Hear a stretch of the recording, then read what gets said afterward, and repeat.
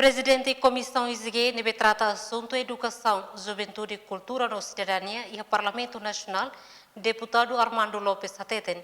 E atinan hoje Comissão ISG se halo fiscalização ba osan dolar nulo nebe cada tina estudante sira contribuir à Universidade Nacional Timor-Leste.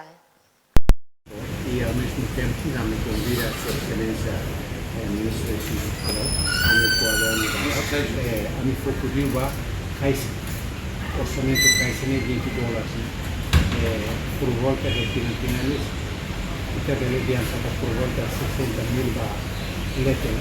Agora minha resultado lá ini sudah sira preocupa buat sira. Então ainda não há alguém kata que ida de $20 cada aluno cada final ini kami sira fiscalização diretamente a trabalhar.